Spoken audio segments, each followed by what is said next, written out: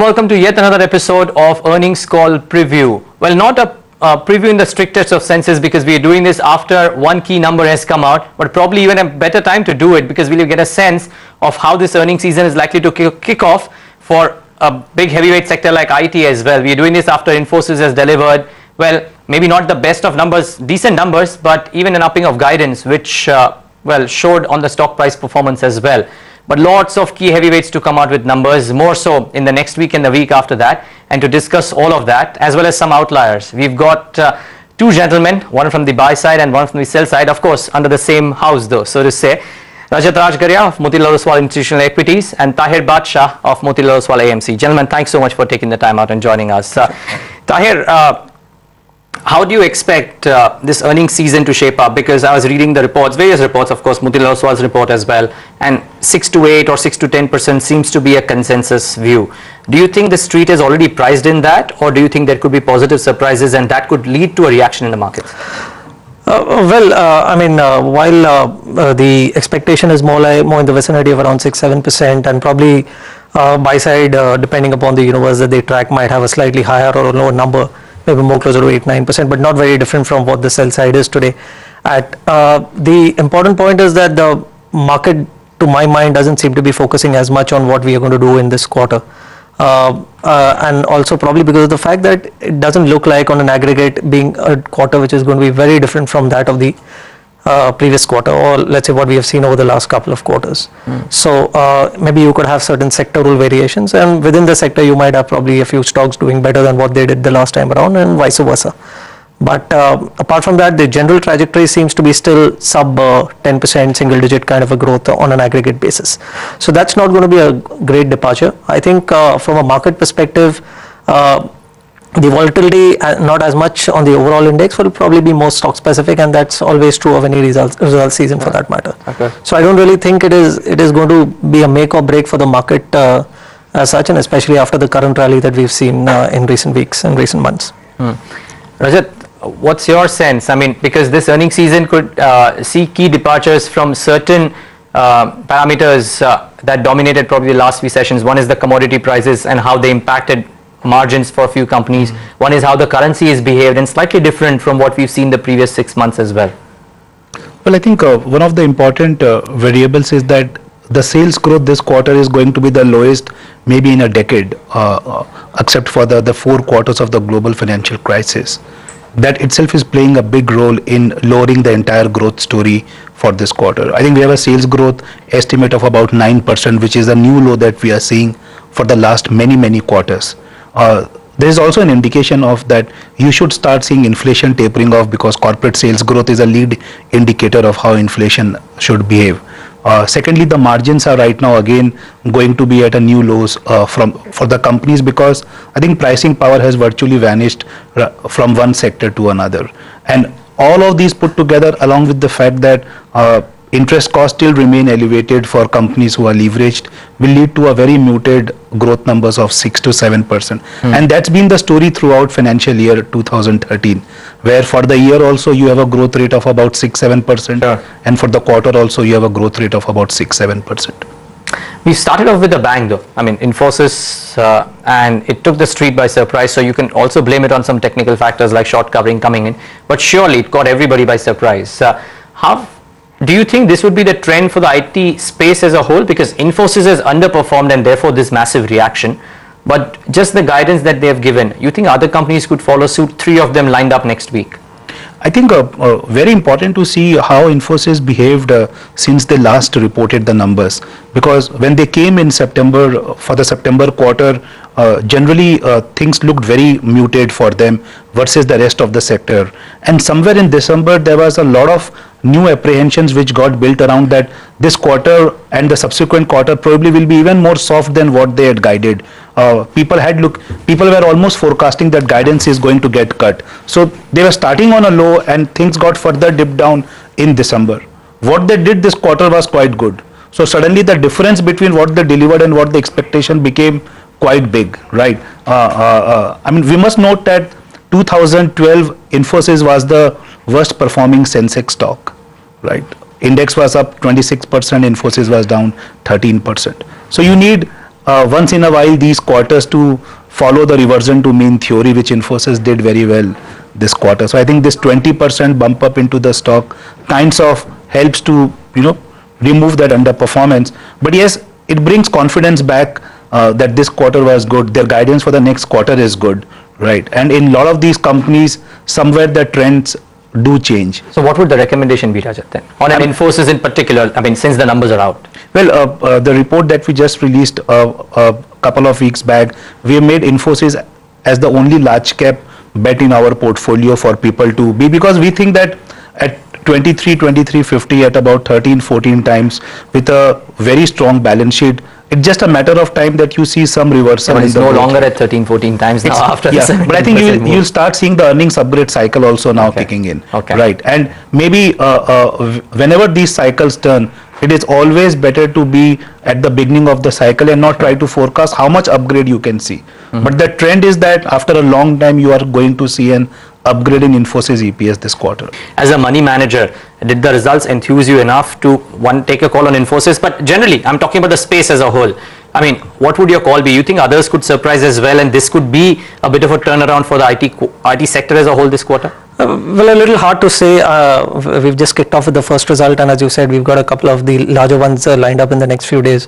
But it's a good starting point, and the good part is that even the commentary has been reasonably good. So more than the numbers of the other companies, we'll also have to see what the commentary comes out from a TCS or a Wipro or an HCL Tech for that matter as well. But they also see similar improvement in environment as probably Infy seems to have at to some degree at the margin has guided that they see probably a slightly better environment than what they saw probably a couple of quarters ago.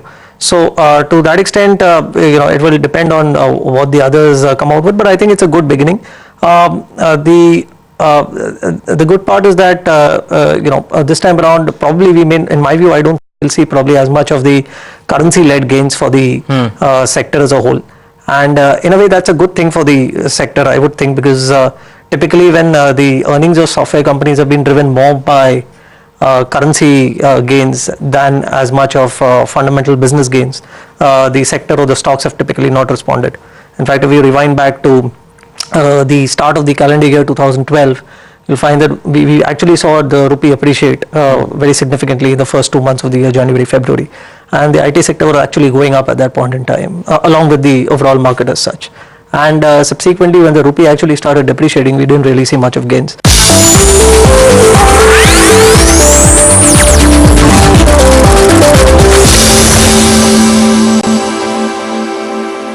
Okay, Rajat, let's talk about the rate sensitives now.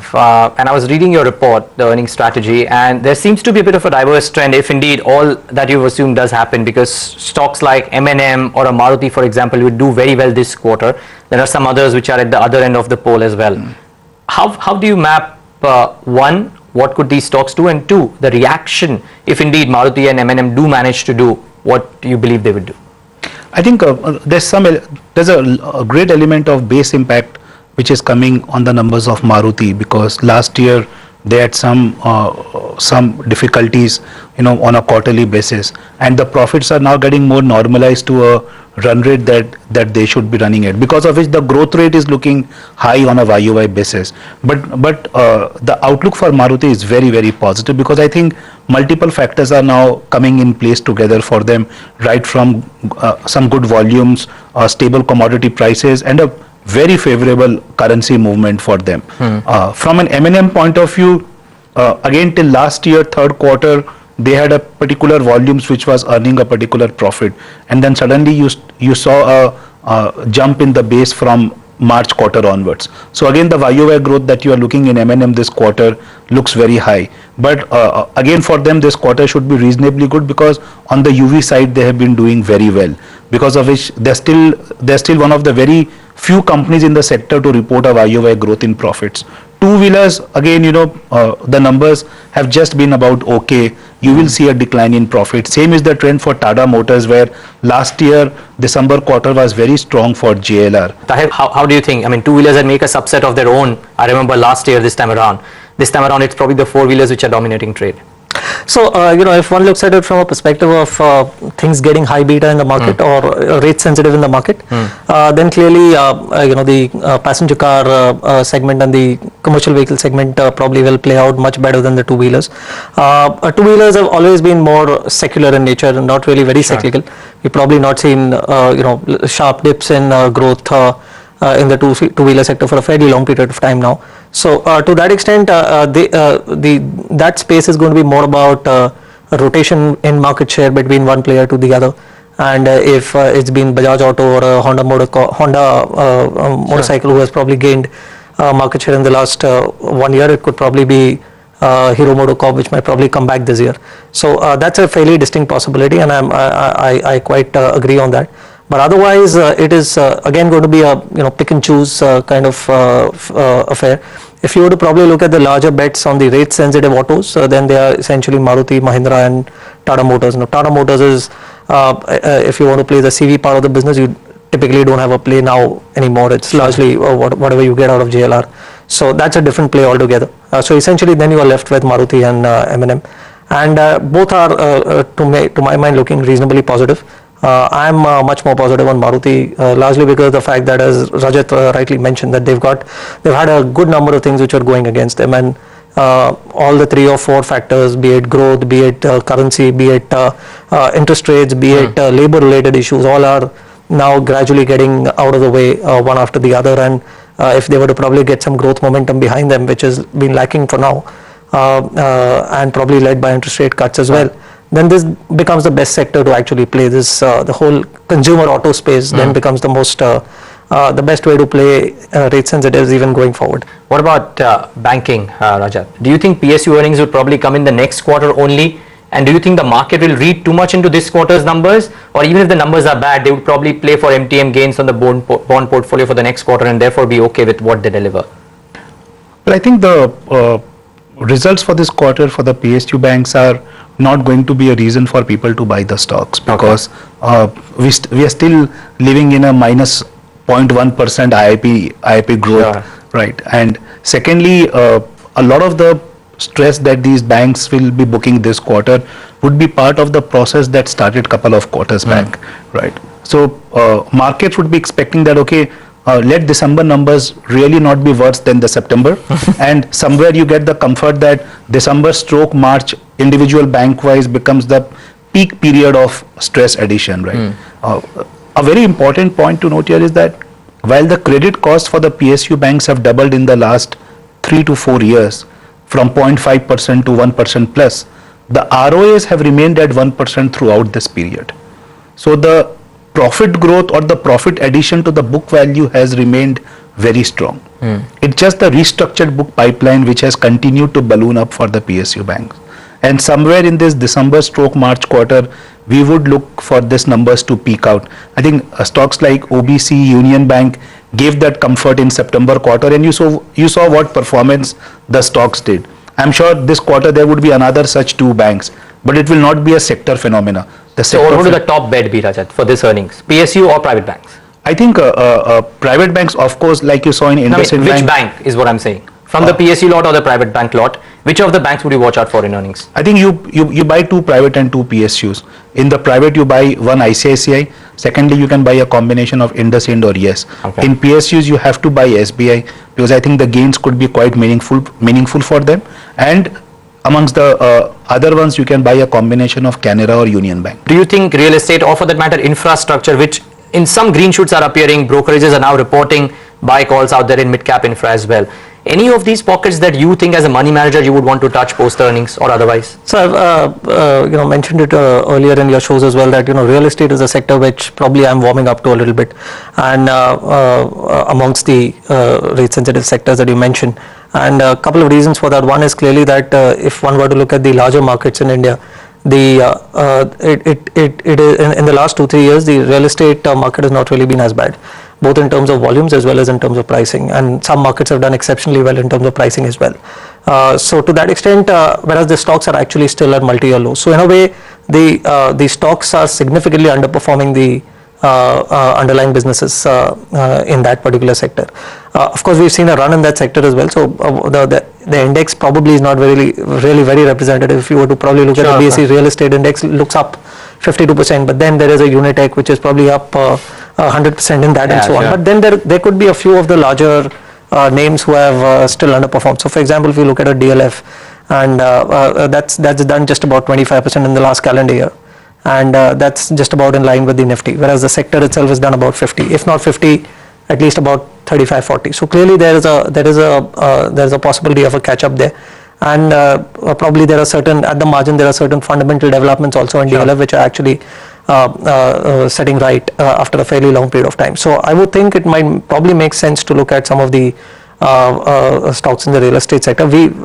I think need not actually be about whether it is underweight or overweight, but there should be a certain amount of presence in that sector, and one can evaluate it stock by stock. So that's one. On the infra side, as you mentioned, it's in my view, I think we've still got we'll probably get more of back-ended performance in terms of corporate earnings performance, if at all, in these companies. Maybe the second half of fiscal 14. Probably by which time you will have two things take place. One is clearly the base effect on those earnings will start coming about. And the second is that hopefully we will probably see some of the government initiatives in the interim actually taking effect on the ground and translating into things like order flows.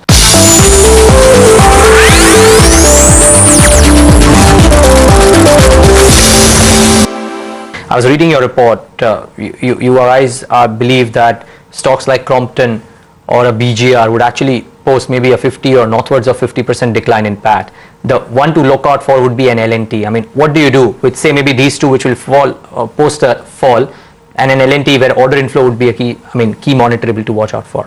Crompton for last many quarters have been showing rounds of disappointment, and doesn't look like things changing anytime in a hurry right now. It has to be a gradual process. Same is the case with BGR, where like what we are seeing in BHL, you are seeing the same thing repeated there.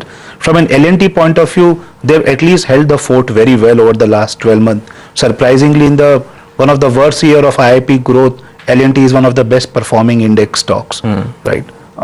But I think somewhere this quarter you will see some challenges cropping up for L&T also. The order intake momentum has really slowed down into the system, and somewhere in the last part of the cycle, the best company is also going to face some resistance as a part of this business, and that's what investors in the last couple of weeks have been worried about. The other sector that you were talking about, Rajat, is cement, and almost all companies but for Shree Cement would probably post a decline.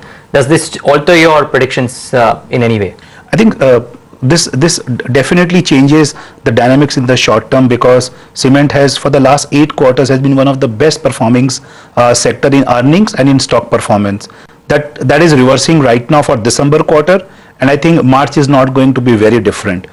Sometime towards Feb and March, we'll have to revisit our call on cement, whether the prices have corrected significantly, because I think from a 1-2 year point of view, the sector still looks very okay. But given the huge performance, some reversion to mean is warranted. You don't like a single stock in that space? Well, we definitely like stocks. We like stocks like Ambuja, Ultratech, but we think that you'll get better prices for you to buy into those names. Okay, Taher, one quick word on oil marketing companies as well. Do you think these results this time around will make a meaningful impression on investors' minds? As a money manager, would the results be something that you watch out for, or are you generally bullish on that space as well? We are kind of neutral in that space. We've got one private sector play in that. I don't really think we're going to probably see any great numbers out of the public sector enterprises, but probably some of the private sector, and that perhaps also not immediately in this quarter, but over the next couple of quarters we'll probably see better numbers. So kind of neutral in that space. It depends. It'll probably the function of that space is obviously going to be reforms and what the government does with it. There's some expectation already built around it now, and is it just once again noise this time? I hope it is delivery. So if that will happen, then we'll probably see them sustaining. Otherwise, we are back to square one. One quick word really on the consumer stocks. I mean, expectations of how ITC HUL could probably post 20% odd growth. Is there room for any surprise? And if they manage to deliver 15-20%, does that enthuse an investor like you? If it depends on what kind of time frame that you're looking at, and generally from a portfolio manager perspective, we are reasonably confident about these companies' delivery in not just this quarter and not the next quarter, but over the next couple of years' time. So if I were to take that call, then I'm probably neutral to the fact that if against the expectation of 20, they were to come at about 15, 16. I'm not sure if that is going to lead me to sell off those stocks in a big way. But so from a portfolio perspective, I think they will form a meaningful weight. From an earnings perspective, in the overall system earnings that we expect, obviously they are still an important contributor. We could probably within that space again find decent pockets of stocks which could probably do much better than probably an ITC and a Lever, which are perhaps at the slightly higher end of the valuation band. Some outliers that I spotted in your report, Rajat. I don't know how many of you would have at the top of your mind, but you expect profits of companies like JSW and SAIL to fall by close to 60% odd. There is expectations of Glenmark doing very well with the 140-150 crore PAT number that they might post as well. Right. A word on these? Yeah, because I think steel companies are expected to do bad because the steel prices have been quite soft. In domestic companies, you have also seen some production related issues. For companies like JSW, even iron ore has been an issue. And for these companies, when the production is lower and prices are lower, it really impacts the profits quite badly. Glenmark is into a sweet spot where the launches, some of the new products, etc., all have been contributing very well. Which is also what is getting reflected well into the numbers now. I can't resist asking you about this. Companies like CESC, JSW Energy, PTC, some strong profit expectations that you guys have out there. Yes, because some of these companies have their production capacities which got created throughout the year, because of which on a YOY basis you still see the growth rates being very high. So that is a key driver for some of these companies where growth numbers look up 100% or 200%. And a lot of these mid caps are partly because somewhere in the cycle of the last 6 to 8 quarters, some quarter got terribly impacted because of one reason or other. So the base numbers look quite low for them, where the growth is coming 100-200%. Okay, so just before we wrap up, Taher, if you look at the earnings season, one sector that you believe could actually spring up, may be a positive surprise to your mind, which the street may not be factoring in, or a negative surprise? Very hard to say. I mean, if at all compared to expectations, if at all there is a negative play out there, it could probably be in the consumer space. Although it is going to lead to a lot of reaction on the market and on those stocks, I'm not too sure. But that's where some of the expectations are built up. Otherwise, you might probably have maybe some pockets in the infra and stroke capex, capital goods stroke industrial space, where you probably might get some pockets of companies which probably do better than the expectations, and that could lead to a little bit of positive surprise. But otherwise, I don't really see any standout sector which is going to really, yes, IT seems to be one, but not from this quarter perspective, but I would think more from the perspective of FY14 as we go into. Okay, and Rajat, one key stock, large cap, mid cap stock, small cap, one key stock that you believe would actually deliver in terms of earnings and could see street upgrades coming in as well, or vice versa, disappoint and maybe downgrades there? Give me 2 stocks too. Okay, I'll give you 3. So the 3 stocks that we cover in wireless constitute the telecom sector. I think this is the 14th consecutive quarter of decline in wireless profits, in telecom companies' profits. As long as we track for the last 10 years, we haven't seen any sector delivering a performance like this. And we firmly believe that December/March quarter is the last period of a YOY decline. You are going to see that reversal in trend happening for these companies now in FY14, and we are more interested in the change in the trend. We have seen earnings cycle playing out very well for these companies, both on the up move and then the down move. I think the up move is about to start now. Prices are fairly attractive for stocks. Idea is something which we like a lot. Bharti as a stock we upgraded just some time back. I think this is one space that investors should definitely focus on, because the upgrade cycle could be as significant as we have seen the downgrade cycle over the last 3-4 years. Gentlemen, it was a pleasure having both of you. Thank you so much for taking the time out and joining us on this leg of earnings call preview. Well, you've kick-started the earnings season on a good note. Let's see how individual sectors do. You have the view from Motilal Oswal Securities, IE rather, and Motilal Oswal AMC as well to just watch out for. Thanks so much for watching this show.